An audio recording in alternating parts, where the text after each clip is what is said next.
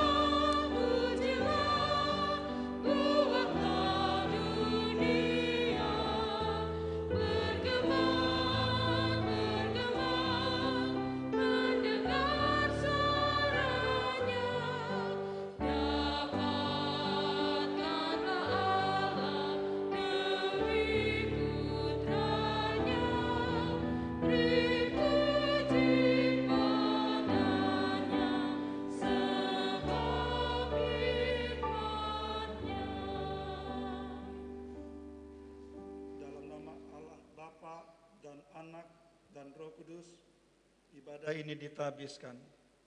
Amin.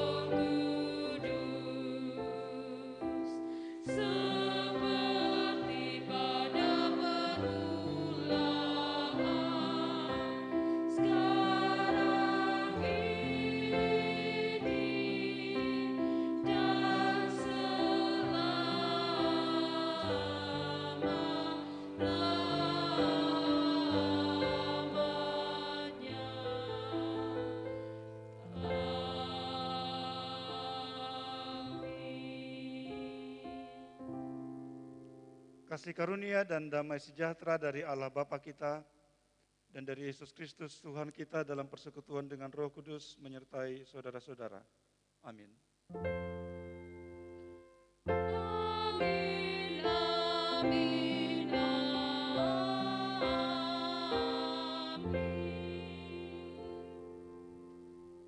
Kepadamu ya Tuhan ku angkat jiwaku, Allahku kepadamu aku percaya. Janganlah kiranya aku mendapat malu, janganlah musuh-musuhku beria-ria atas aku. Ingatlah segala rahmat-Mu dan kasih setia-Mu ya Tuhan, sebab semuanya itu sudah ada sejak purbakala.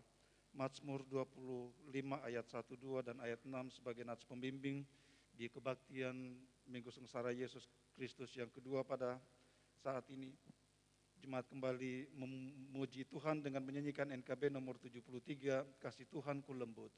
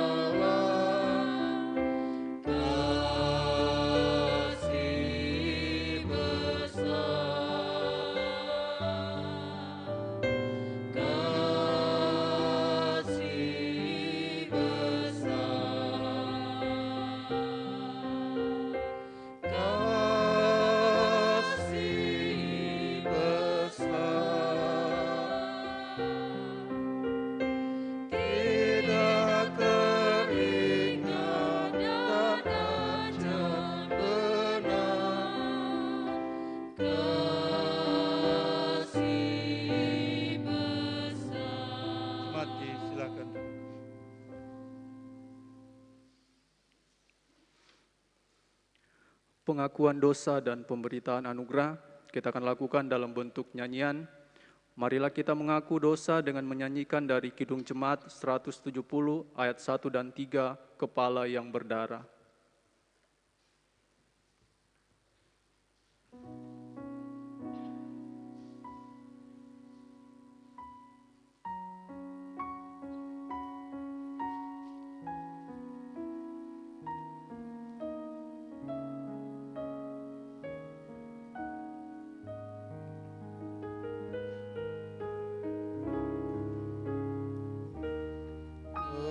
Kepala yang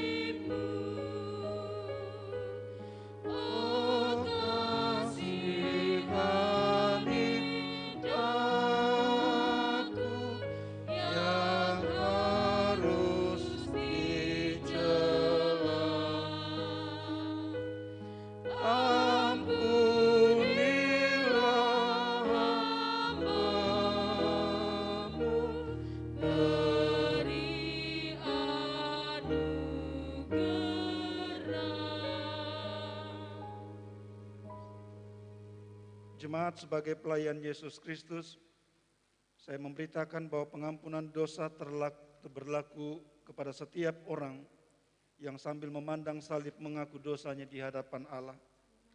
Sebab firman-Nya berkata, siapakah Allah seperti engkau yang mengampuni dosa dan yang memaafkan pelanggaran dari sisa-sisa miliknya sendiri, yang tidak bertahan dalam murkanya untuk seterusnya, melainkan berkenan kepada kasih setia.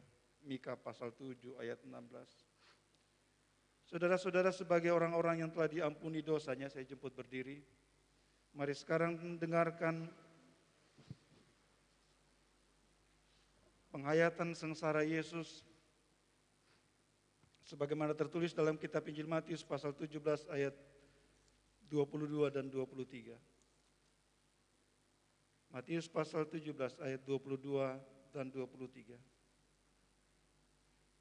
Pada waktu Yesus dan murid-muridnya bersama-sama di Galilea, Ia berkata kepada mereka, Anak manusia akan diserahkan ke dalam tangan manusia, dan mereka akan membunuh Dia, dan pada hari ketiga Ia akan dibangkitkan.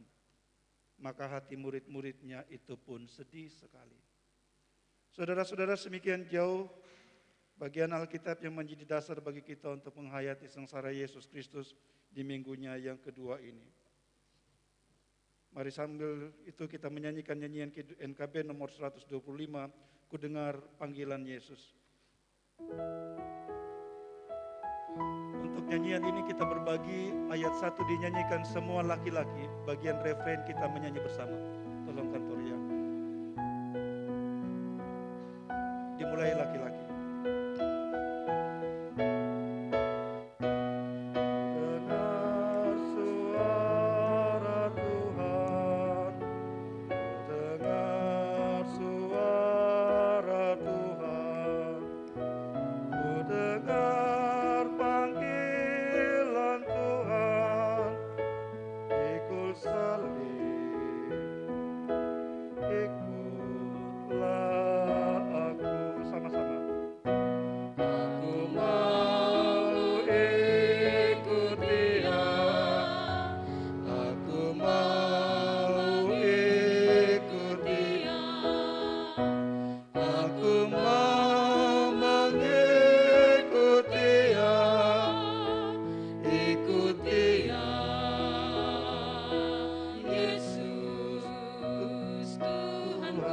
Ayat 2 semua perempuan.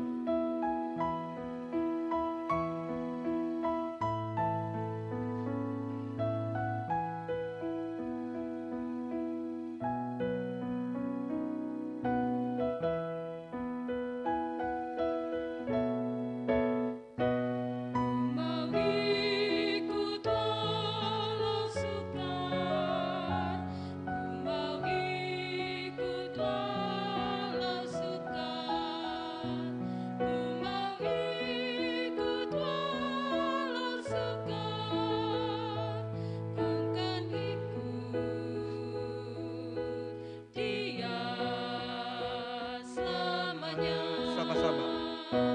Aku mau mengikut Dia. Aku mau mengikut Dia. Aku mau mengikut Dia. Ikut Yesus Tuhanku. Ayat 3 semua pemuda.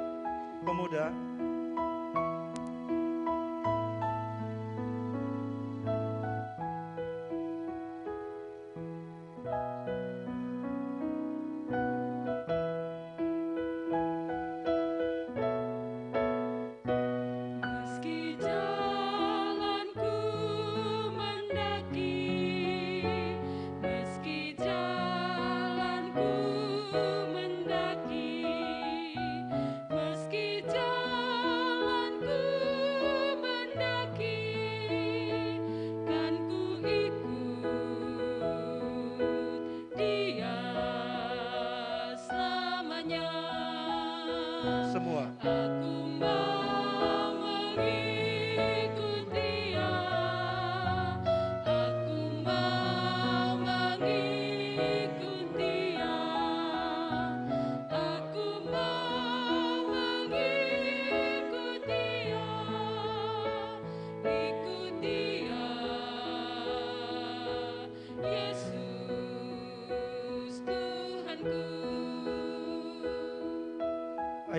kita nyanyikan semua bersama-sama.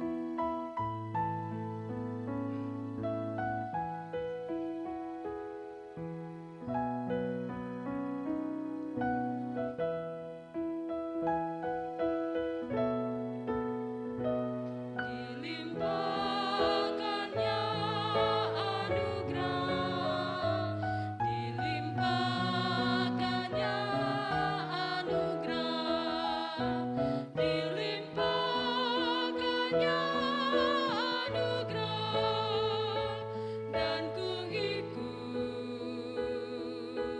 Dia selamanya.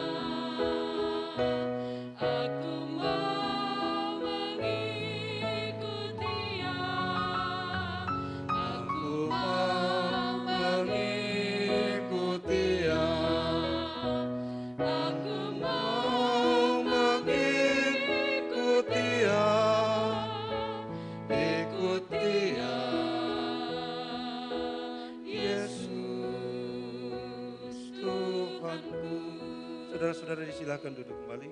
Kita akan mendengarkan kesaksian pujian paduan suara Rayon 1 Jemaat Ora et Labora. Disilakan.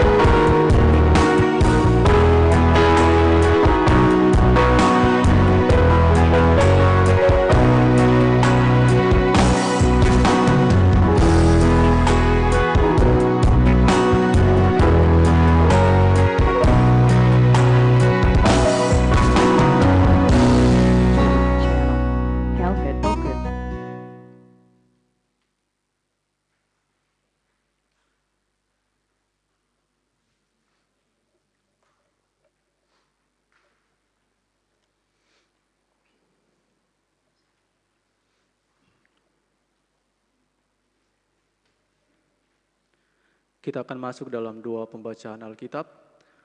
Tuhan menyertai saudara. Marilah kita berdoa. Bapa yang Maha Kasih, kuasailah hati serta pikiran kami dengan kuasa Roh Kudus-Mu atas firman yang akan kami dengar dan renungkan saat ini. Berilah juga kami hati yang paham untuk melakukan firman-Mu. Berfirmanlah ya Tuhan, karena kami telah sedia mendengarkannya. Dalam nama Tuhan Yesus yang telah mengajar kami berdoa. Kami yang di surga, kuduskanlah namamu. Datanglah kerajaan-Mu, jadilah kehendak-Mu di bumi seperti di surga. Berikanlah kami pada hari ini makanan kami yang secukupnya, dan ampunilah kami akan kesalahan kami, seperti kami juga mengampuni orang yang bersalah kepada kami. Dan janganlah membawa kami ke dalam pencobaan, tetapi lepaskanlah kami daripada yang jahat. Karena Engkau yang punya kerajaan dan kuasa dan kemuliaan sampai selama-lamanya. Amin.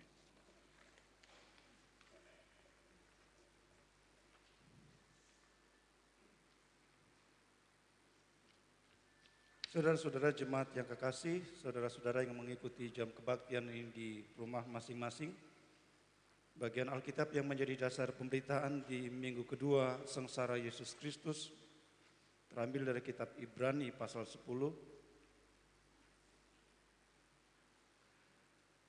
Ibrani pasal 10.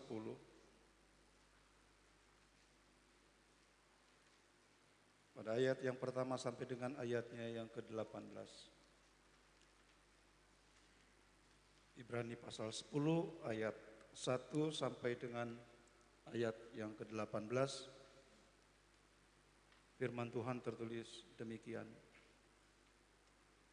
Di dalam hukum Taurat hanya terdapat bayangan saja dari keselamatan yang akan datang, dan bukan hakikat dari keselamatan itu sendiri.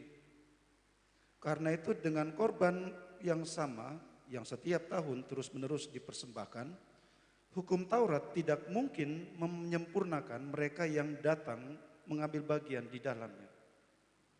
Sebab jika hal itu mungkin, pasti orang tidak mempersembahkan korban lagi. Sebab mereka yang melakukan ibadah itu tidak sadar lagi akan dosa mereka setelah disucikan sekali untuk selama-lamanya. Tetapi justru oleh korban-korban itu setiap tahun orang diperingatkan akan adanya dosa. Sebab tidak mungkin darah lembu jantan atau darah domba jantan menghapuskan dosa. Karena itu ketika ia masuk ke dunia, ia berkata, korban dan persembahan tidak engkau kehendaki, tetapi engkau telah menyediakan tubuh bagiku. Kepada korban bakaran dan korban penghapus dosa engkau tidak berkenan.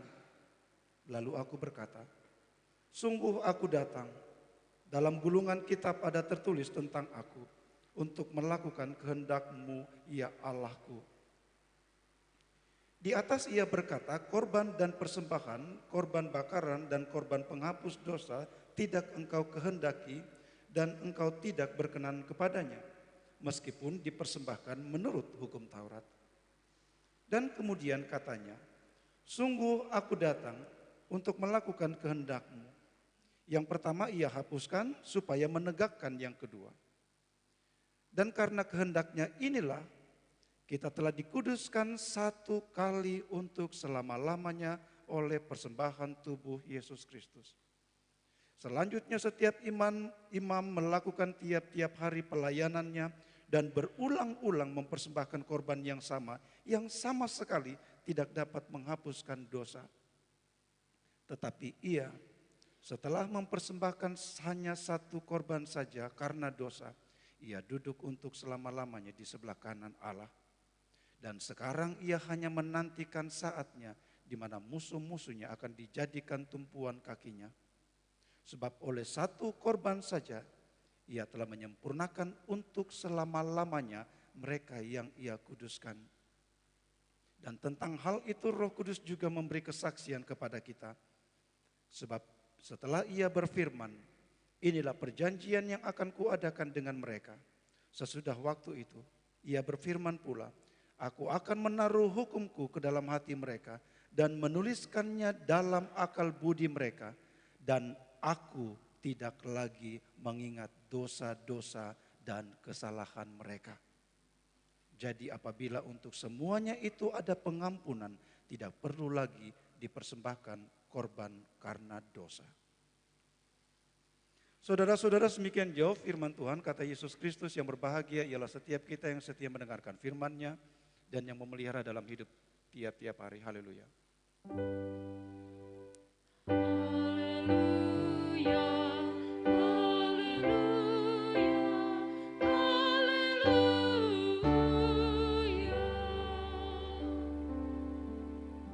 Sidang jemaat yang kekasih, saudara-saudara yang berada di rumah, dalam kebaktian minggu lalu, dalam kebaktian pertama saya menjelaskan bahwa kalau kita mau sejajarkan Yesus dengan semua pemimpin dan dengan semua orang yang kita sebut sebagai pendiri-pendiri agama, maka kita akan menemukan bahwa Yesus jauh lebih baik, bahwa Yesus jauh lebih unggul, bahwa Yesus jauh lebih superior daripada mereka semuanya. Salah satu alasannya ialah karena kedatangan Yesus telah dinubuatkan ribuan tahun sebelum dia lahir. Tidak ada satu bukti sejarah pun, tidak ada satu dokumen pun yang dapat ditunjuk untuk menyebut bahwa pendiri-pendiri agama yang lain yang kita sebut sebelum selain Yesus yang pernah disebut dinubuatkan kedatangannya. Dan nubuat tentang kedatangannya dan apa yang akan terjadi pada dirinya dengan sangat jelas dinubuatkan dalam kitab Yesaya pasal 53 yang kita renungkan minggu lalu. Yang ditulis sekitar 700 tahun sebelum dia lahir. Saudara-saudara, malam sesudah saya menyampaikan itu, saya membaca satu postingan di satu grup yang saya ikuti.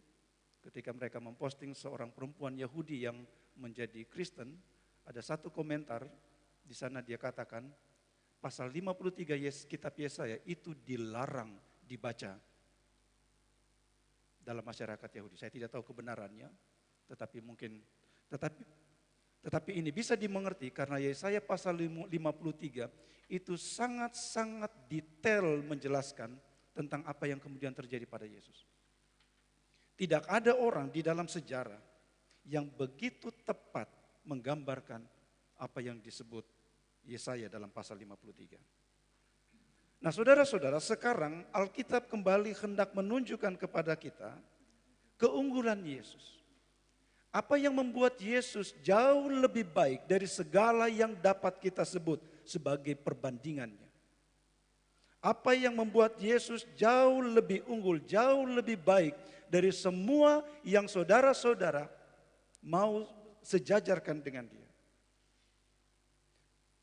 Tapi sebelum itu saudara-saudara, penting sekali untuk kita tahu bahwa kitab Ibrani ini ditulis untuk satu jemaat, kelompok-kelompok orang Kristen Yahudi yang sedang mengalami kebimbangan iman oleh karena ajaran palsu yang masuk di dalam jemaat, yang membuat iman mereka kepada Yesus menjadi goyah.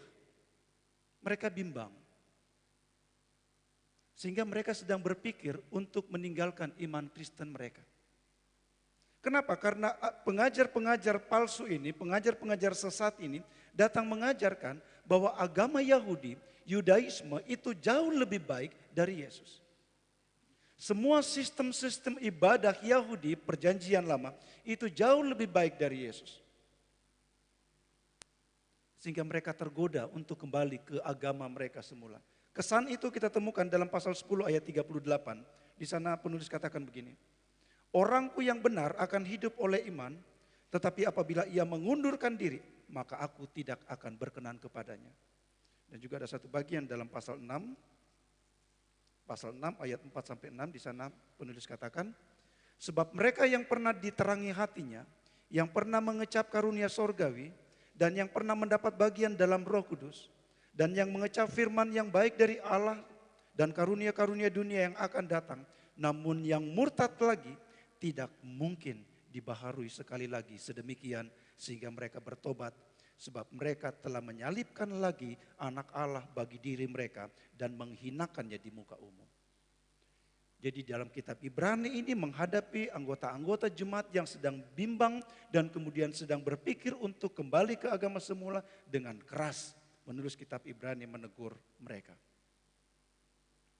Karena itu saudara-saudara, dalam kitab Ibrani penulis menjelaskan kepada mereka bahwa iman kepada Yesus Kristus jauh lebih baik dari setiap sistem kepercayaan atau agama, apalagi dibandingkan dengan ajaran yang dibawa Musa dalam perjanjian lama. Kenapa? Karena Yesus jauh lebih baik dari Musa. Bahkan jika Yesus dibandingkan dengan semua pemimpin-pemimpin yang ada di Israel dalam perjanjian lama, Yesus jauh lebih baik dari mereka semuanya. Mengapa? Karena mereka hanya disebut hamba-hamba Allah. Tetapi Yesus disebut anak Allah. Mana lebih baik? Hamba atau anak? Bahkan Yesus jauh lebih baik, jauh lebih unggul daripada semua pemimpin rohani umat Israel. Yesus jauh lebih besar dari Imam Harun dan semua imam-imam Lewi. Bahkan saudara-saudara, Yesus jauh lebih baik dari malaikat-malaikat. Pasal 1 ayat 4. Yesus Kristus anak Allah itu jauh lebih tinggi daripada malaikat-malaikat. Kemudian pasal 1 ayat 6, dan ketika ia membawa pula putranya yang sulung ke dunia, ia berkata, semua malaikat Allah harus menyembah dia. Jadi saudara-saudara, dalam kitab Ibrani ini kita mendapatkan penegasan penulis bahwa Yesus jauh lebih baik, lebih unggul dari apapun yang dapat kita sebut. Dalam pasal 10 ini saudara-saudara, penulis sebenarnya sedang menjelaskan lebih rinci lagi apa yang sebelumnya dia tulis dalam pasal 9 ayat 12 sampai 14. Saya tunjukkan pada saudara-saudara. Pasal 9 ayat 12 sampai 14, di sana penulis menulis begini. Dan ia telah masuk satu kali untuk selama-lamanya ke dalam tempat yang kudus, bukan dengan membawa darah domba jantan atau darah anak lembu, tetapi dengan membawa darahnya sendiri. Dan dengan itu ia telah mendapat kelepasan yang kekal.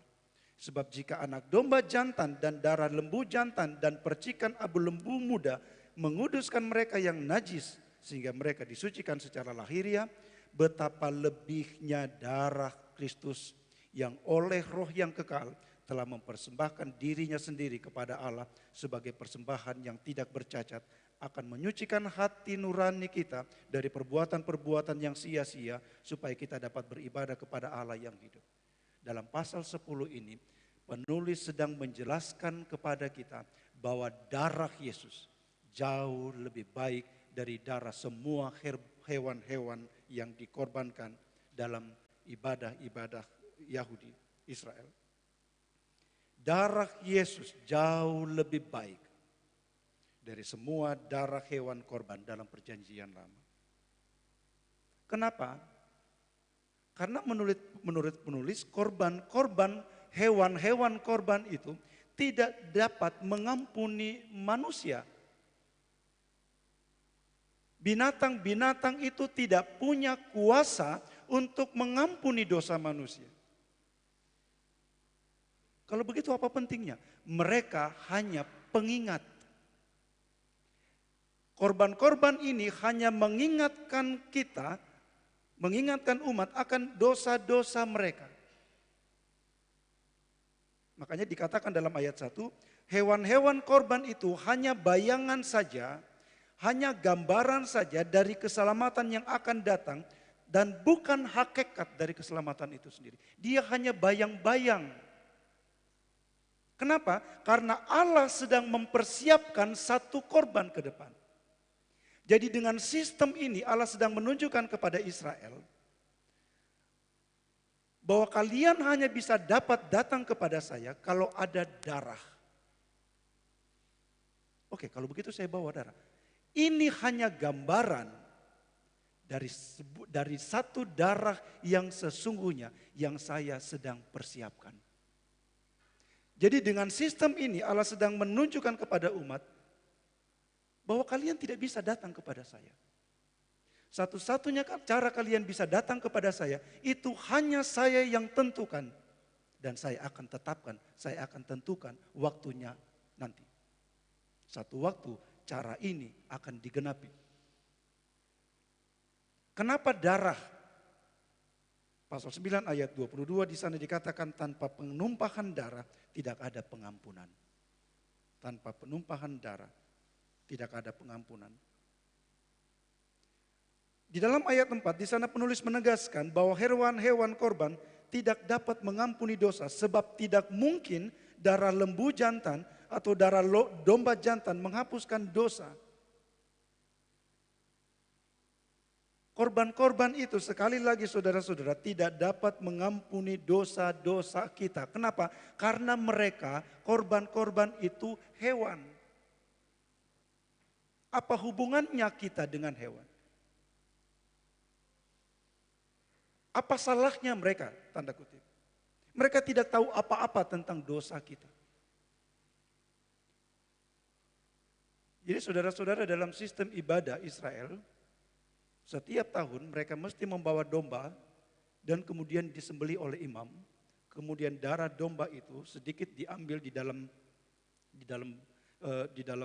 tempayan, mangkuk, dan kemudian dibawa imam besar masuk di dalam altar untuk dipercikan ke setiap sudut tabut. Tetapi korban itu sendiri, daging-daging itu sendiri itu dibawa pulang untuk dimakan. Ini mengajarkan kepada mereka, mengingatkan kepada mereka bahwa dosamu ditebus oleh ini. Saudara ingat perjamuan kudus yang kita lakukan? Seperti itu. Ketika kita makan roti dan minum anggur bersama-sama, kita sedang diingatkan siapa yang sudah berkorban bagi saya dan saudara-saudara. Nah, di dalam Mazmur pasal 49 di sana dikatakan, tidak seorang pun dapat membebaskan dirinya atau memberikan tebusan kepada Allah ganti nyawanya karena terlalu mahal harga pembebasan nyawanya dan tidak memadai untuk selama-lamanya supaya ia tetap hidup untuk seterusnya dan tidak melihat lubang kubur. Mazmur 49 katakan manusia saja tidak ada satupun yang dapat menebus dosa sesamanya, apalagi hewan. Tidak ada yang dapat mengampuni dosa-dosa kita. Seorang pun tidak. Jadi sekali lagi semua ini saudara-saudara adalah cara di mana Allah menunjukkan kepada kita, begini saya memandang dosa. Kamu tidak bisa main-main dengan dosa. Dosa membuat kau tidak dapat datang kepada saya. Satu-satunya cara kau dapat datang kepada saya, darah mesti ditumpahkan. Karena itu saudara-saudara kita memuji Allah. Kita berterima kasih kepada Allah karena Dia sendiri telah menyediakan korban yang jauh lebih baik bagi saya dan saudara-saudara. Darah saya tidak memadai untuk menebus yang lain. Kenapa? Karena darah ini adalah darah Elazar yang berdosa. Kita membutuhkan darah yang suci. Darah yang tidak ada dosanya. Dan satu-satunya yang memadai untuk itu hanya darah Yesus Kristus. Saudara ingat apa kata Allah? Apa yang dilakukan Allah ketika Abraham sedang siap untuk menyembelih Ishak? Jangan kau sembelih anak itu. Nanti saya yang akan sediakan. Makanya Abraham menyebut nama itu, nama tempat itu, Allah akan menyediakan. Dan kemudian Yohanes, dalam 1 Yohanes 1 ayat 29 dan 30, di sana Yohanes berkata, Lihatlah anak domba Allah yang menghapus dosa dunia. Yesus Kristus adalah anak domba Allah yang disiapkan Allah bagi saya dan saudara-saudara. Mari perhatikan lagi ayat-ayat selanjutnya saudara-saudara. Ayat 10. Oleh karena kehendaknya inilah kita telah dikuduskan satu kali untuk selama-lamanya oleh persembahan tubuh Kristus. Sekali lagi. Saudara-saudara dan saya, kita telah dikuduskan satu kali untuk selama-lamanya. Satu kali untuk selama-lamanya. Kemudian ayat 14, sebab oleh satu korban saja ia telah menyempurnakan untuk selama-lamanya mereka yang ia kuduskan. Ia telah menyempurnakan untuk selama-lamanya mereka yang telah ia kuduskan. Yesus adalah korban persembahan yang sempurna. Yesus adalah korban persembahan yang permanen, yang berlaku untuk selama-lamanya. Karena dia permanen, karena dia sempurna, maka dia dapat memberikan kepada saya dan saudara-saudara keselamatan yang sempurna, yang permanen, yang kekal itu. Dan keselamatan yang Yesus bawa tidak dapat dibatalkan. Tidak ada yang dapat membatalkan keselamatan yang dibawa, yang diberikan oleh Yesus Kristus kepada saya dan saudara-saudara. Bahkan Allah sendiri tidak dapat membatalkan. Tidakkah ini indah, saudara-saudara?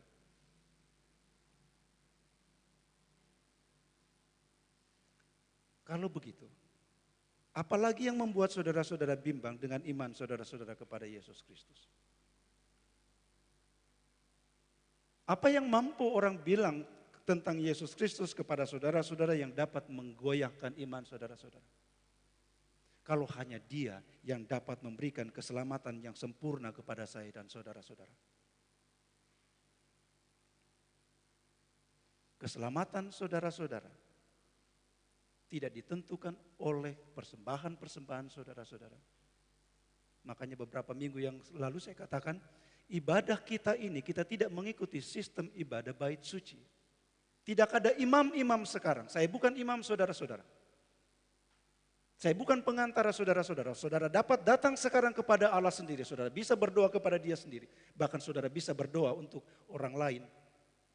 Ini tidak pernah dapat disebut dengan altar. Ini bukan altar. Ini bukan tempat hewan-hewan dipersembahkan. Ini bukan. Yang menjadikan tempat ini kudus.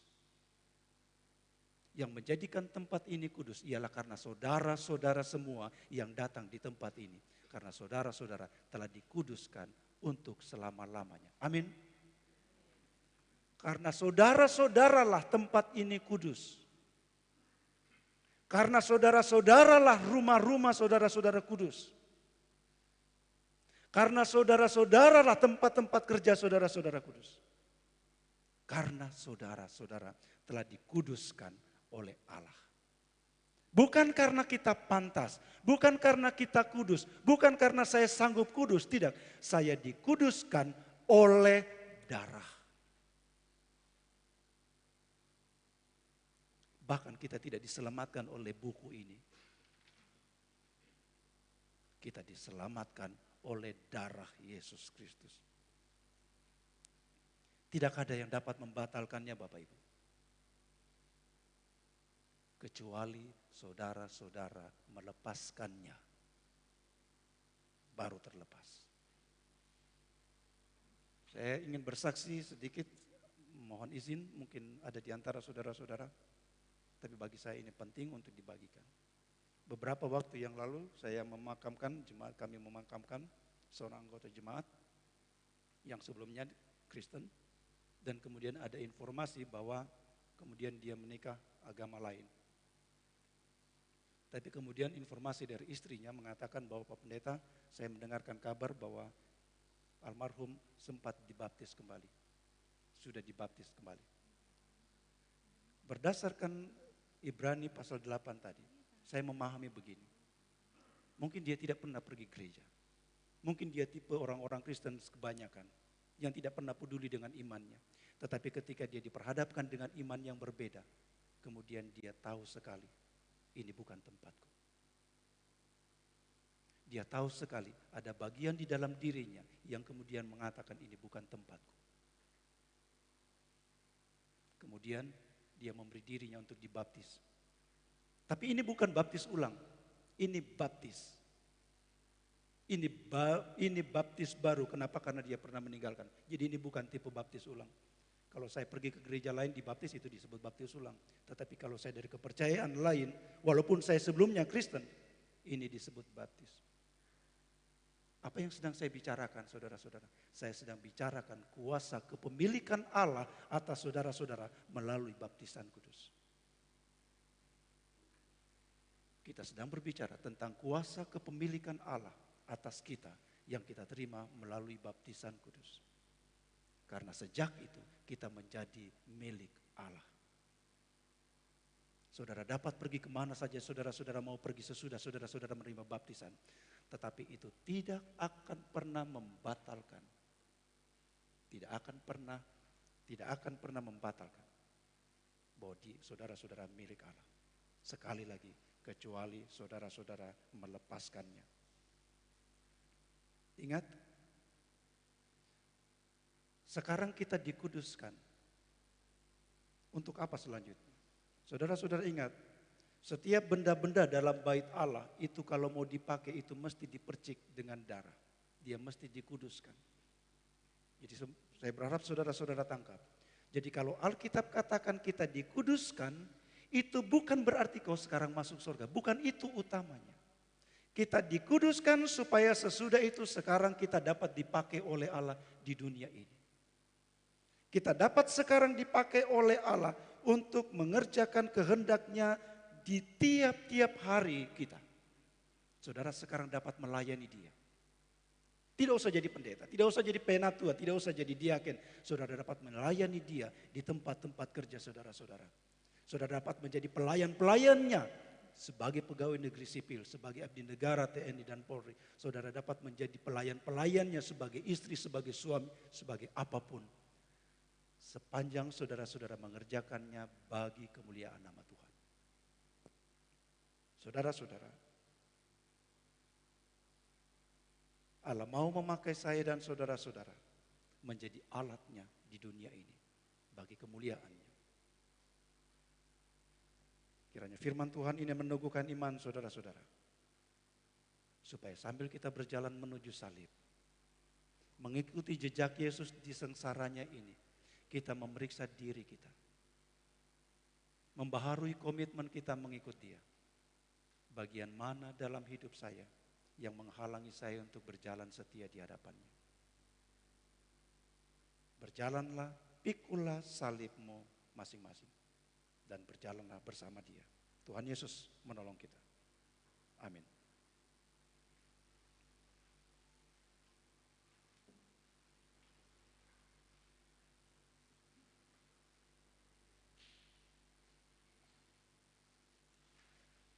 Saya jemput jemaat untuk berdiri, mari bersama dengan seluruh orang percaya di segala tempat dan di sepanjang abad. Mari bersama-sama mengikrarkan pengakuan iman dengan bersama berkata, aku percaya kepada Allah, Bapa yang Maha Kuasa,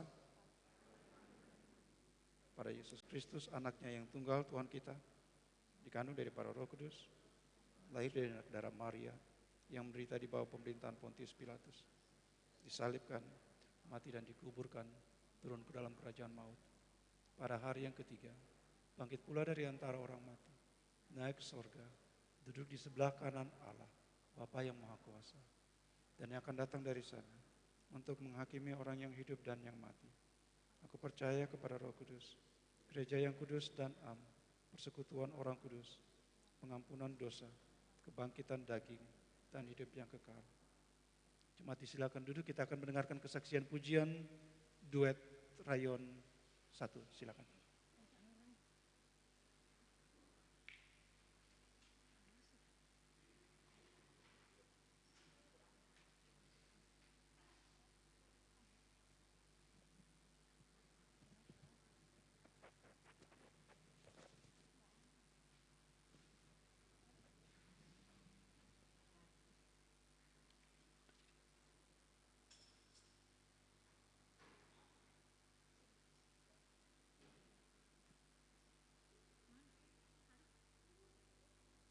Oke, kalau tidak, kita akan menaikkan doa syukur dan syafaat. Tuhan menyertai saudara-saudara. Segala pujian, syukur, dan hormat kami naikkan kepadamu Bapa. Kami mengucap syukur, kami berterima kasih oleh karena melalui firman-Mu Engkau menunjukkan apa yang telah Engkau kerjakan bagi kebaikan kami, bagi keselamatan kami. Kami datang mengucap syukur kepadamu untuk kasih besar yang Kau nyatakan melalui pengorbanan anak-Mu, putra-Mu, yang tunggal itu bagi keselamatan kami. Kami mengucap syukur oleh karena Engkau mengasihi kami seperti itu. Bahwa Engkau mengerjakan dengan sempurna keselamatan kami. Kami mengucap syukur Bapa. Oleh karena Engkau memperkenankan kami untuk menjadi milik-Mu di dalam Yesus Kristus Tuhan kami. Oleh karena itu kami datang di hadapan-Mu sebagai orang-orang tebusan-Mu. Kami datang sebagai pribadi-pribadi yang telah Engkau bayar dengan harga darah-Mu yang mahal itu. Kami datang sebagai orang-orang yang telah Engkau kuduskan. Dan Engkau memperdengarkan kepada kami lagi suara-Mu. Supaya sesudah ini kami pulang kembali ke tengah-tengah keluarga kami. Dan memastikan bahwa setiap hal yang kami kerjakan, dimanapun kami pergi, dimanapun kami berada, menjadi tempat-tempat dan hal-hal yang kudus yang berkenan kepadamu. Bapa di dalam surga, sekarang kami mohon berikan kepada kami kuasa firman-Mu ini, supaya kami semakin dalam mengerti dan memahami kehendak-Mu. Kuasa yang sanggup menghancurkan setiap hati yang keras kami. Kuasa yang dapat menjadikan kami milik-Mu, anak-anak-Mu yang selalu taat dalam keadaan apapun hidup kami. Bapa, terima kasih. Pagi ini dari tengah-tengah persekutuan bersama kami sebagai anak-anak-Mu, kami datang menaikkan syukur kami oleh karena penyertaan-Mu yang telah kami alami selama minggu yang telah kami lalui.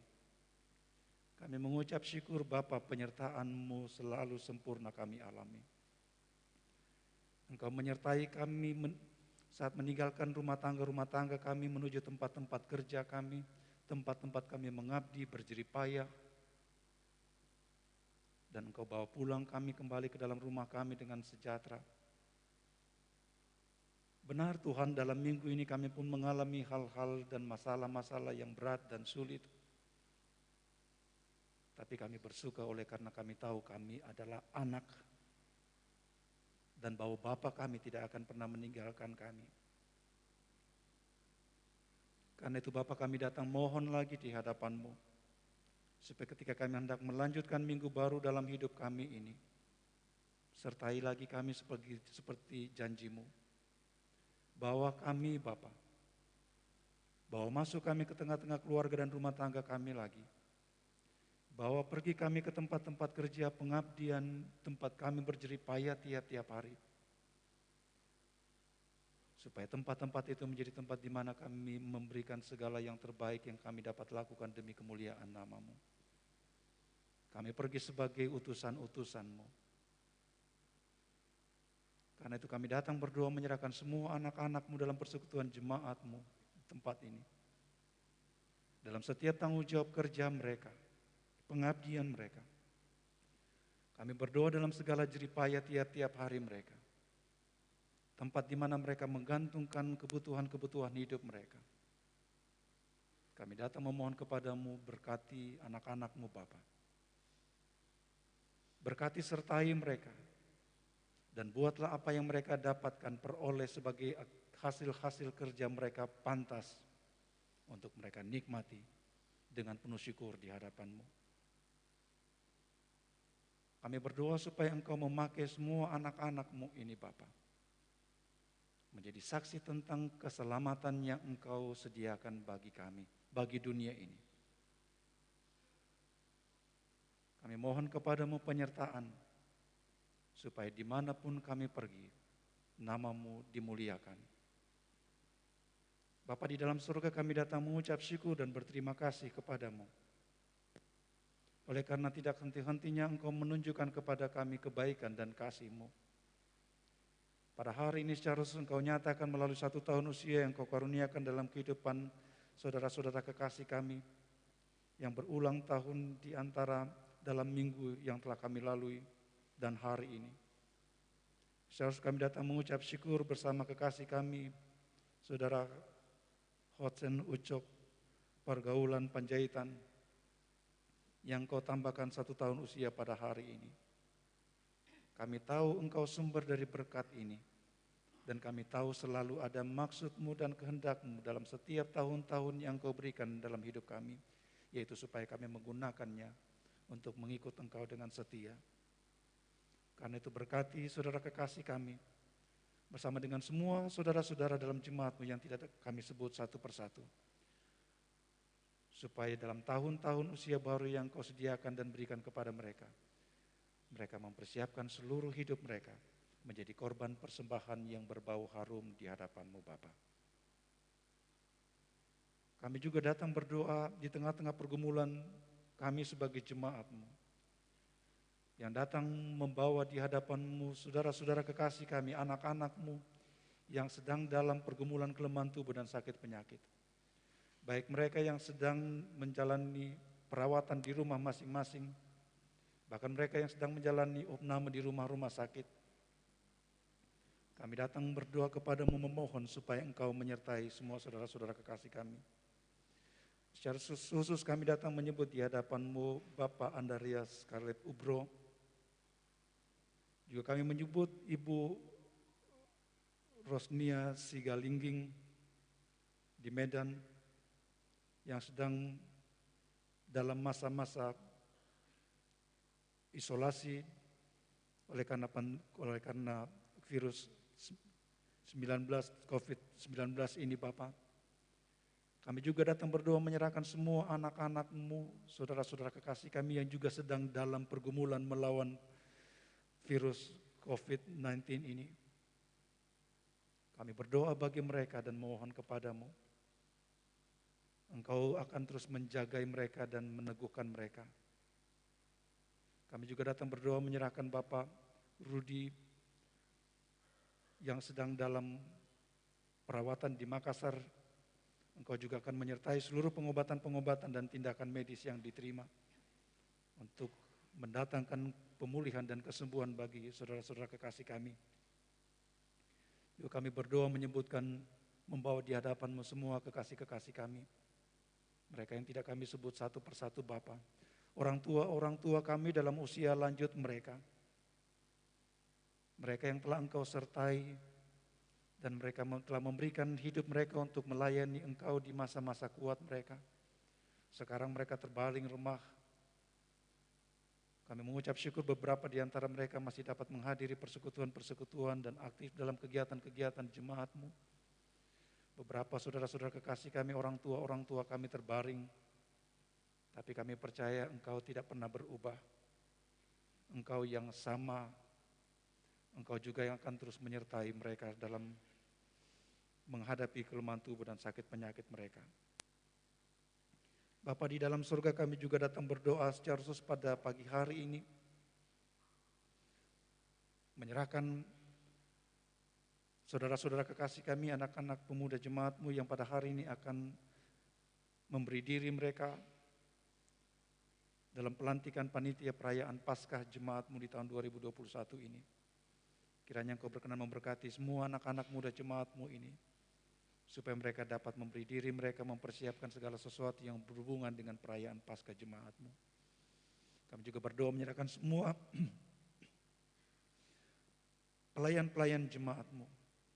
Kami sebagai pendeta, penatua, diaken, pengurus-pengurus pada kategorial jemaat, kantoria organis, operator multimedia dan sound system,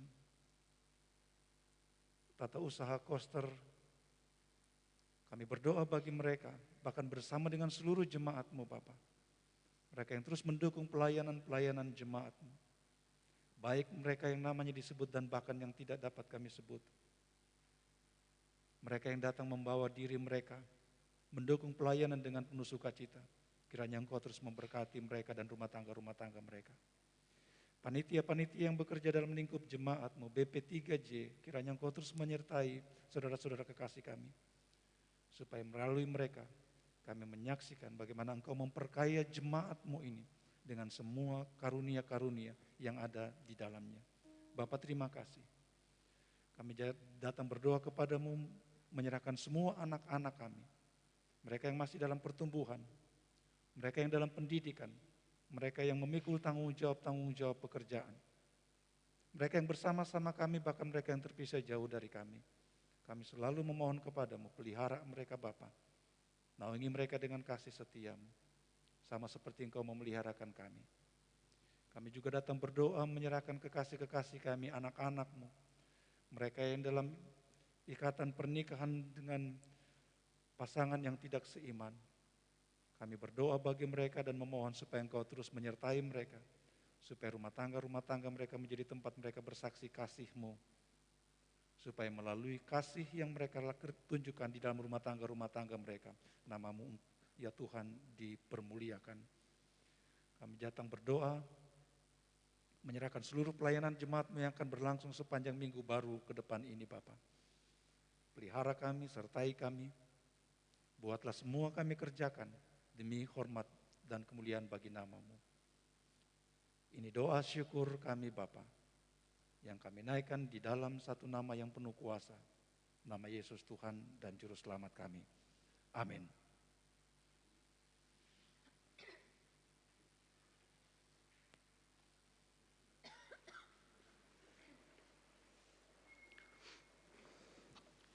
Jemaat yang kekasih, tiba saatnya kita akan membawa persembahan syukur kita kepada Tuhan. Dan pada hari ini ada pundi kasih untuk bantuan biaya pendidikan bagi anak anggota jemaat Orel yang kurang mampu. Mohon partisipasi sidang jemaat.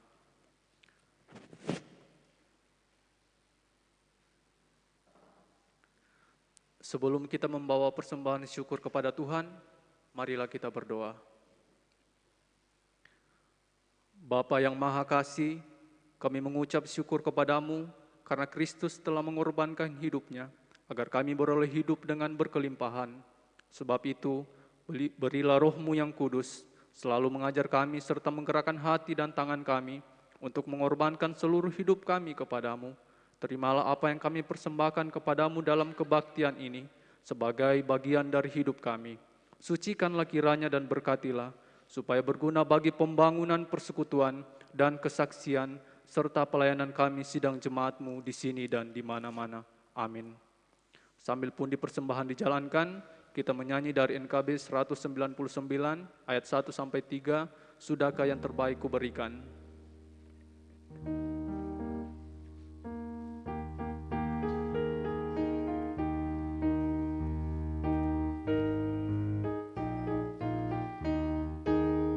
Sudahkah yang terbaik ku berikan kepada Yesus Tuhanku, besar pengorbanannya di Kalvari, diharapnya terbaik dariku. Berapa yang terhilang tak ku cari, dan ku lepaskan yang terbelenggu. Sudahkah yang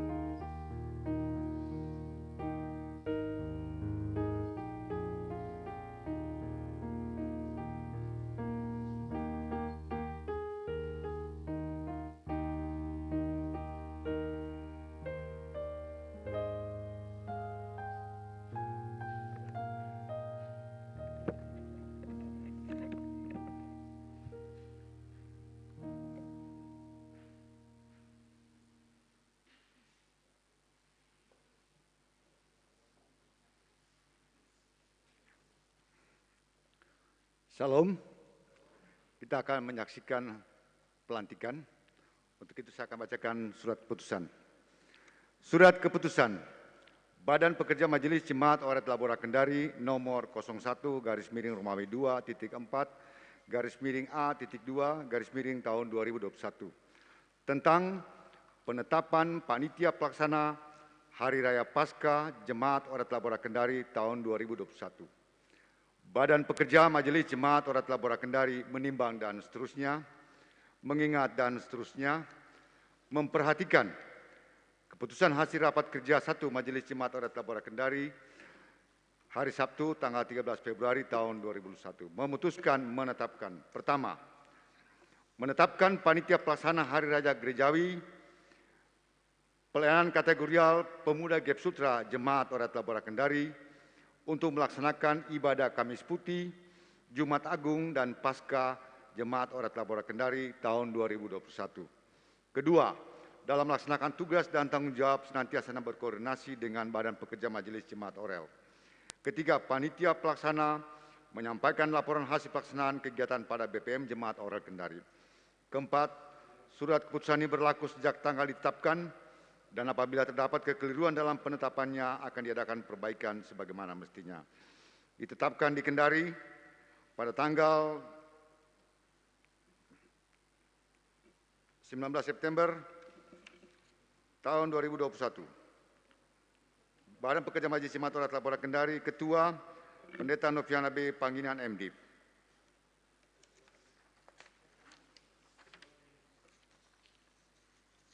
Lampiran 1 Surat Keputusan BPM Jemaat Oret Labora Kendari nomor 01/Romawi 2.4/A.2 tahun 2021.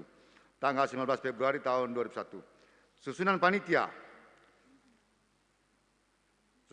pelaksana Hari Raya Paskah Jemaat Oret Labora Kendari, penasihat Pendeta Jemaat Oret Labora Kendari, penanggung jawab BPM Jemaat Oret Labora Kendari.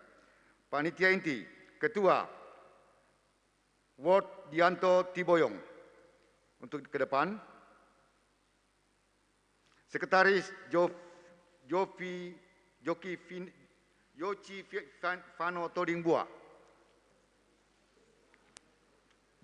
Fano Todingbua. Bendahara Ernawati Grace Alexander. Ya, untuk panitia inti ke depan. Kemudian seksi acara dan ibadah, Jumadi Lolon Martin, koordinator ke depan. Yang lainnya berdiri di depan aja, berdiri di kursi masing-masing. Mercy Laban, Mercy Laban, Wisdatama Christine, Jenny Teresia, Bida Meita Christine, Oksun Ibrahim Manikape, Abel Yakob Ratu, Giska Isnanda Ratu, Mayvan Yusil.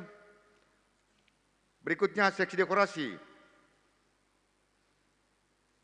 Gebertson Mabuat, koordinator ke depan. Yang lainnya di depan di kursi masing-masing.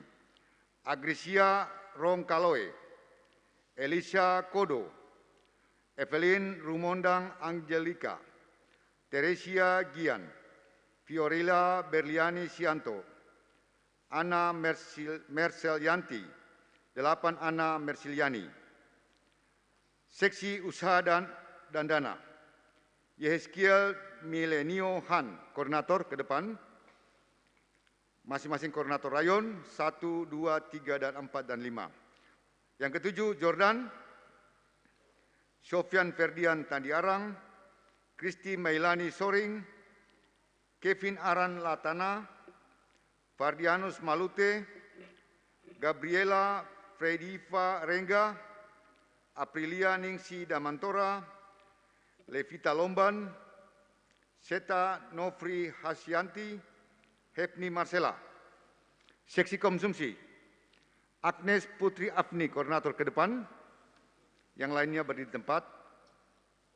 Ini masing-masing dari pelayanan kategorial Perki Rayon 1, Perki Rayon 2, Perki Rayon 3, Perki Rayon 4, Perki Rayon 5. Ketujuh, Febri Sisilia, Lir Adam Pailang, Paul Stefan, Astrid Dila, Hesti, Stefani Angelina Linggi, Ludia, Rakel Natalia, Juvial Bedri, Yualita. Seksi perlengkapan, Noventus Yosua Han ke depan, yang lainnya berdiri di tempat. Andre Simon Panginan, Agung Patendean, Gerlan Frankie William Maabuat, Meske Ferdani, Wulandi Tonga. Seksi dokumentasi, Cakra Yuda Ade Putra Koordinator, Reinop Abelat Batara, Ari Chandra. Seksi keamanan, Koordinator Krival Sidupa, Yon Konrad Rory, Yendri Titor, Fernando Rengga. Ditetapkan di Kendari pada tanggal 19 Februari tahun 2001, Badan Pekerja Majelis Jemaat Orat Labora Kendari, Ketua tertanda Noviana B. Panginan MDIP.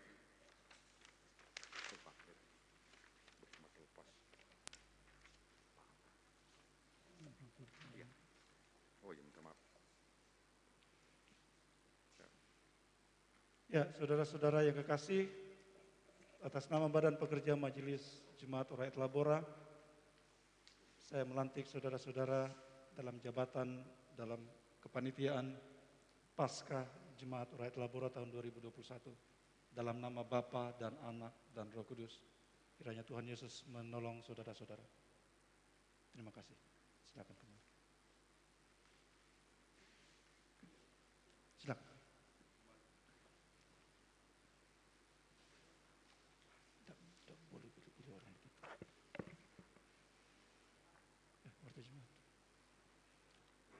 Sedang jemaat yang dikasihi Tuhan, dengan penuh kasih pula saya mengajak kita semua untuk memperhatikan warta jemaat Minggu 21 Februari 2021. Ada beberapa penekanan dan penyampaian. Saya mulai dari penyampaian.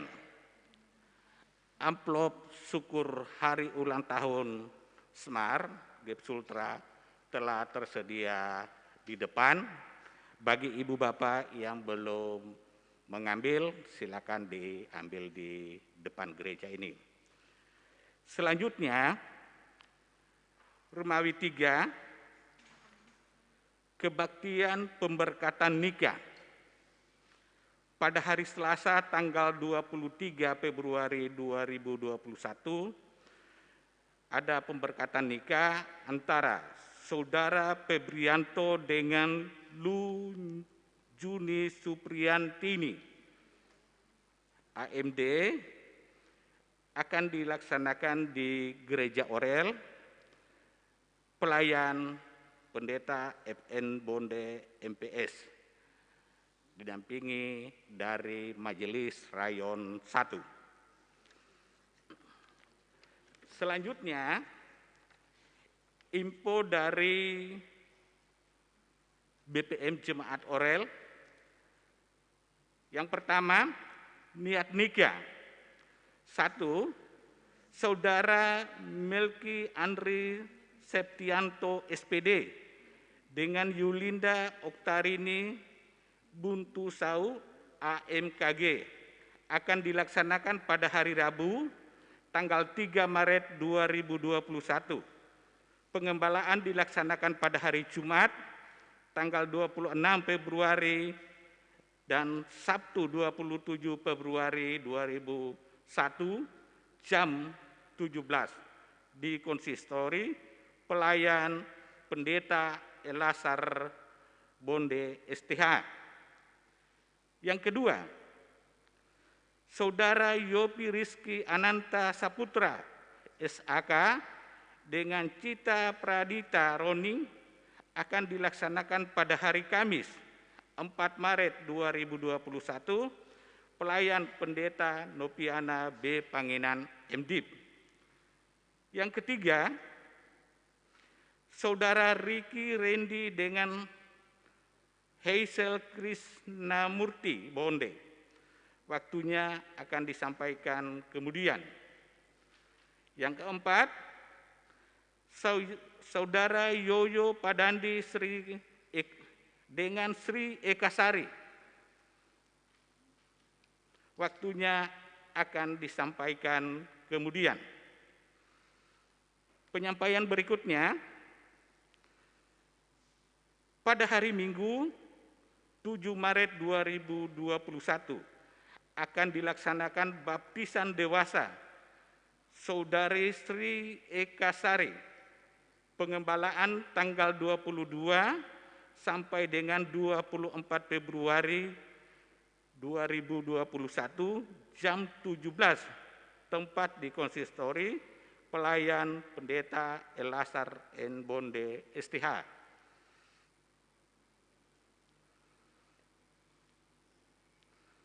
Berikutnya, peneguhan sidi.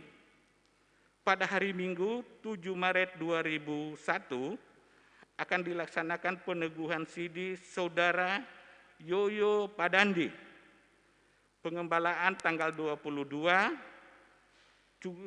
dan 24 Februari 2021 jam 17, tempat konsistori pelayan Pendeta Elasar Bonde STH.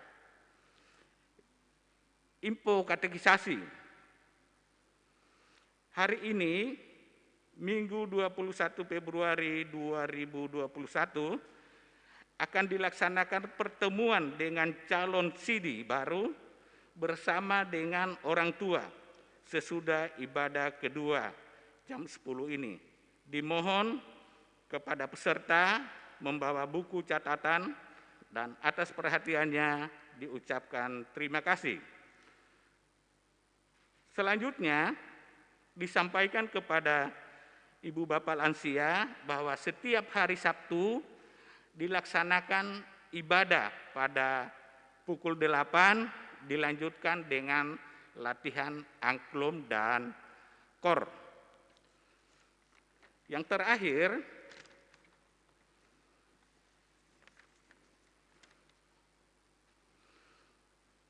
sidang jemaat yang hadir pada ibadah kedua ini, laki-laki 98 orang, perempuan 91 orang. Jumlah keseluruhan 189 orang. Demikian warta jemaat kita. Atas perhatian Ibu Bapak, saya menyampaikan terima kasih. Tuhan Yesus memberkati.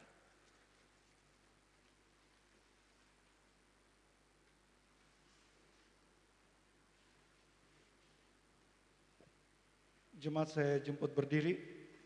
Mari kita bersama menyanyikan nyanyian NKB nomor 197 ayat 1 dan 2, Besarlah Untungku.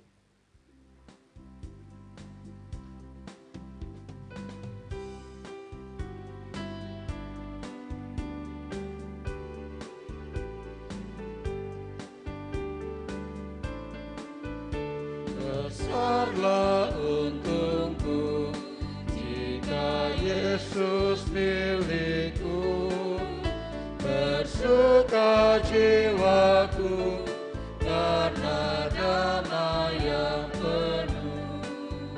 Meskipun angin keras badai dunia menderu, tak goyah hatiku karena Yesus milikku. Benar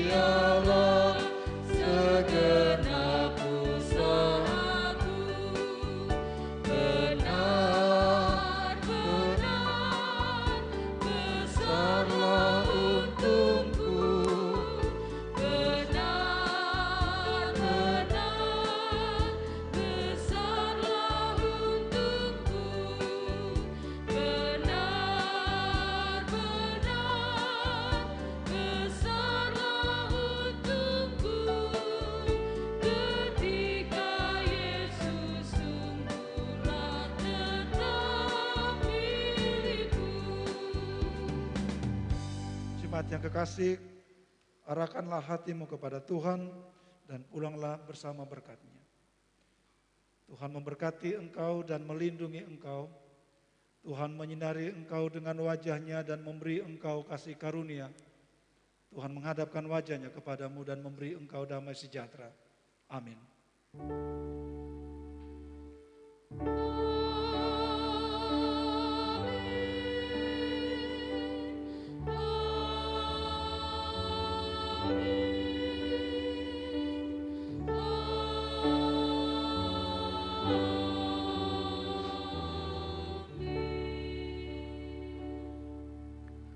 Mengakhiri ibadah kita pada hari ini, marilah kita menyanyi dari NKB 197 ayat 3 dan 4, Besarlah Untungku.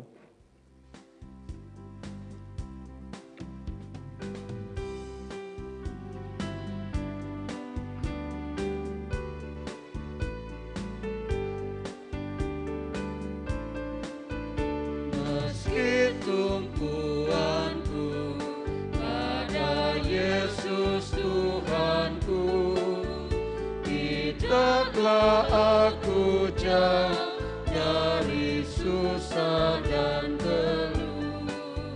Di dunia yang fana, bukan tahan berperang. Di surga yang bakal dengan Yesus ku menang. Benar-benar besarlah untungku. Benar-benar besarlah untungku. Benar-benar besarlah untungku. Ketika Yesus sungguhlah tetap milikku.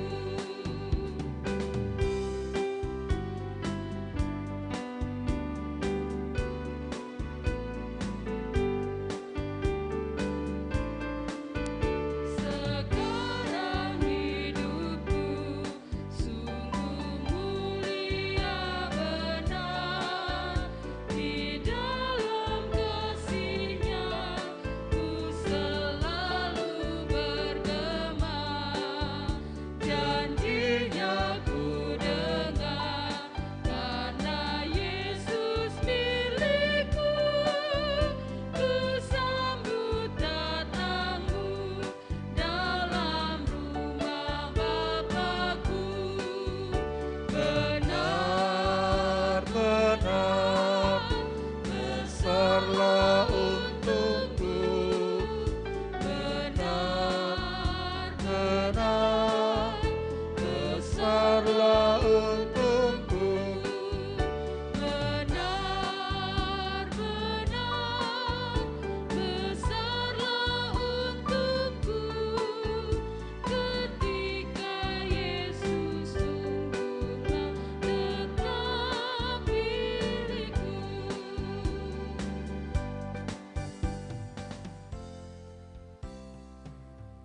Selamat hari Minggu. Demikianlah ibadah kita pada hari ini.